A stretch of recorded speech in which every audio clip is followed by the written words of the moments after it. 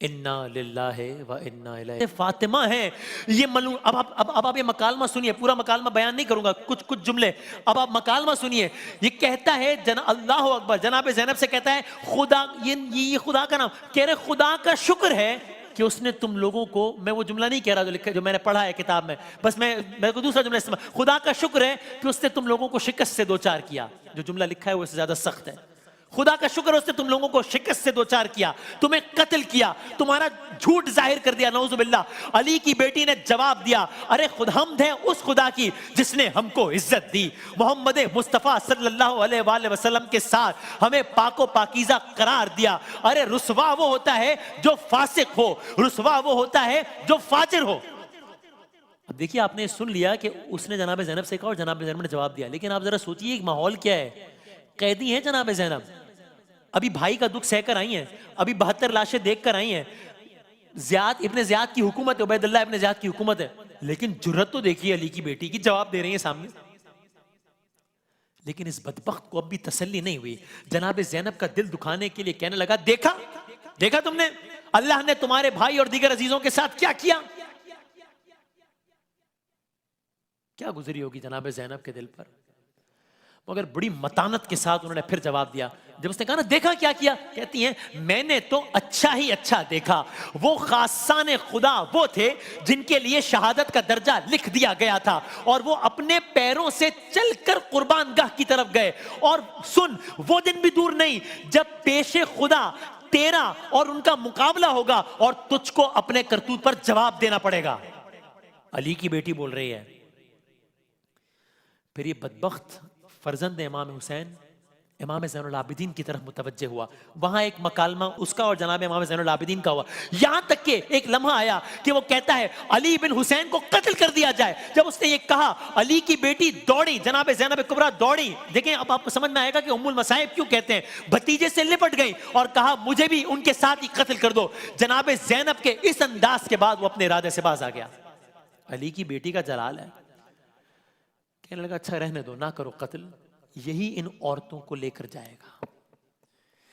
بیمار کربلا امام زین العابدین نے ابن زیاد کو للکارتے ہوئے کہا، ابن زیاد مجھے موت سے ڈراتا ہے، جانتا نہیں ہے قتل ہونا ہماری عادت ہے، شہادت ہماری سعادت ہے. دربار ابن زیاد میں آواز سید سجاد گونج رہی تھی، یہاں تک کہ دربار برخاست کر دیا گیا. اب کیا ہوا؟ اگلا مرحلہ داستان آگے بڑھ رہی ہے. اہل حرم کو قید خانے میں ڈالنے کا حکم دے دیا گیا. اگلا دن آیا، دوسرے دن ابن زیاد کے حکم سے سرے امام حسین کو کوفے کے کوچہ و بازار اور تمام قبائل میں گھمایا گیا اور ہر دروازہ قصر پر آویزاں کیا گیا. دن گزرتے گئے، داستان آگے بڑھ رہی ہے، یہاں تک کہ یزید شام میں تھا. اب یہ کہاں ہے؟ کوفے میں. ابن زیاد کہاں ہے؟ کوفے میں. یزید نے حکم دیا قیدیوں کو میری طرف روانہ کرو، دمشق روانہ کرو. اکثر روایات کے مطابق 15 محرم کا دن تھا، ابھی 10 محرم کو روزہ عاشورہ، 15 محرم کا دن تھا کہ جب یہ کوفے سے نکلے شام کے لیے. ایسا ہی کیا گیا. اب یہ قافلہ کوفے سے شام جا رہا ہے. کس عالم میں جا رہا ہے؟ اس عالم میں جا رہا ہے شام جا رہا ہے. دیکھیے اب یہ جملہ یاد رکھیے گا، امام زین العابدین سے یہ پوچھا گیا کہ کربلا کی پورے واقعے میں، یعنی اس پورے داستان میں، دیکھیں ہم یہ داستان بیان کر رہے ہیں نا، اتنے سارے غم کے واقعات ہیں، ایک واقعہ دوسرا واقعہ. اب اگر کوئی سوچے اپنے آپ سے پوچھے کہ سب سے زیادہ تکلیف دہ واقعہ کون سا ہے، تو یہ سوال ہی بڑا مشکل ہے. ہر تکلیف دوسری تکلیف سے بڑھ کر ہے.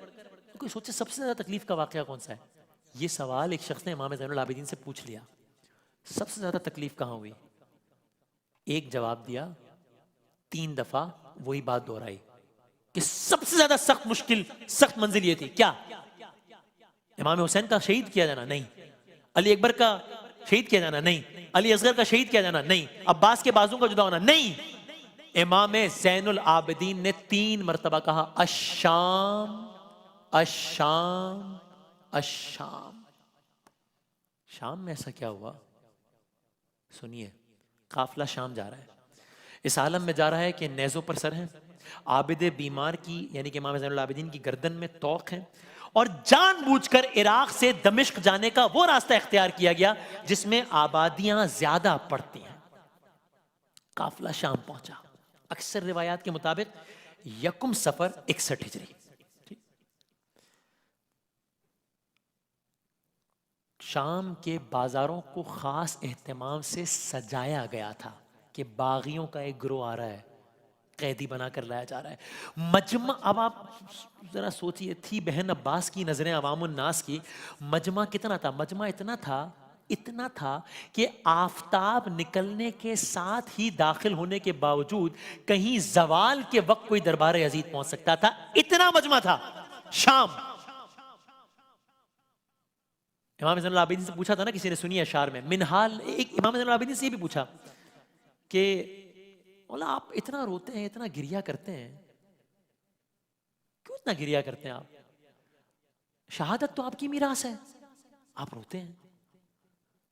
امام نے جواب دیا مفہوم الفاظ میں، پوچھنے والا تو نے انصاف نہیں کیا، ہاں شہادت ہے ہماری میراث، لیکن بازاروں اور درباروں میں ماؤں بہنوں بیٹیوں کا بے مقنا و چادر جانا یہ ہماری میراث نہیں ہے۔ منحال نے ایک دن آ کے کہا، اے مولا میرے، اے زین و لبا، غم زیادہ کہاں گزرے تم پر؟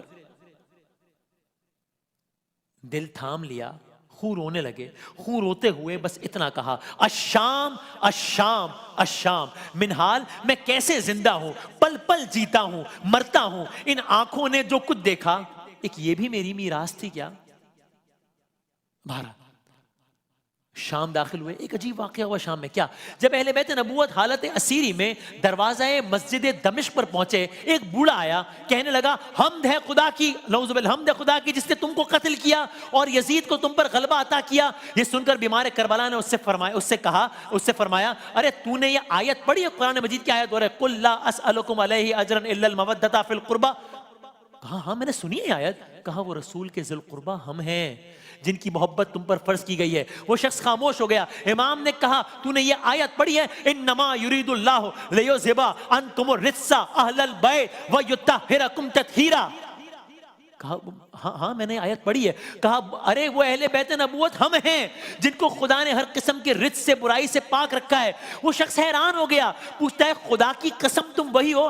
کہا ہاں ہم ہیں، ہم وہی ہیں۔ یہ سنتے ہی وہ پھوٹ پھوٹ کر رونے لگا، بیمار کربلا سے معافی مانگی، وہ جملہ دہرایا جو کل حر نے حسین سے کہا تھا، کیا میری توبہ قبول ہو سکتی ہے؟ کہا ہاں تمہاری توبہ قبول ہوگی، معاف کر دیا۔ اس سے ظاہر ہوتا ہے کہ پروپیگنڈے کے نتیجے میں اہل شام کس حد تک آل محمد سے ناآشنا ہو چکے تھے۔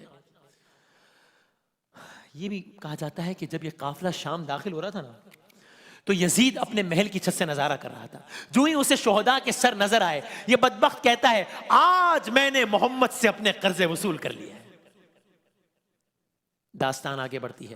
قافلے کو دربار شاہی کے قریب روک دیا گیا، بہت دیر بعد اجازت دی گئی، دربار کو باقاعدہ سجایا گیا۔ اللہ اکبر! دربار کا عالم کیا ہے؟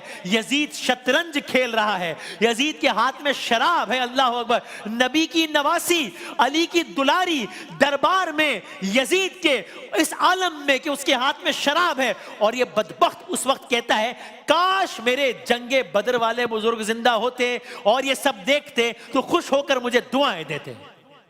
ایک محمد دشمنی کیا کیا ستم دکھلا گئی، بدر کی حد بڑھتے بڑھتے کربلا تک آ گئی۔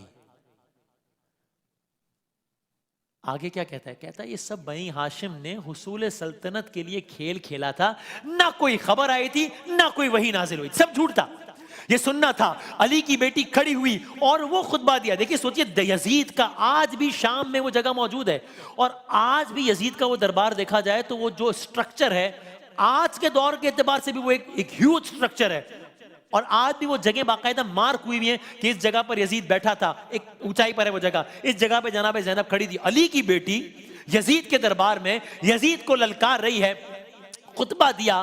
ملتا نہیں ہے کوئی سہارا یزید کو، اس طرح سے زینب نے اجاڑا یزید کو، خاتون جنگ کر نہیں سکتی تھی اس لیے خطبوں کی ذوالفقار سے مارا یزید کو۔ وہ خطبہ دیا کہ یزید کے دربار کی بنیادوں کو کھوکھلا کر دیا، طویل خطبہ تھا کہ جس میں یہ بھی کہا، کیا کہا جناب زینب کبریٰ نے، سنیے، کہتی ہیں کیا اسلامی غیرت اس کی متقاضی ہے کہ یزید تو اپنی عورتوں کو بلکہ تو اپنی کنیزوں تک کے لیے پردے کا اہتمام کرے اور رسول کی نواسیوں کو قید کر کے در بدر پھرائے؟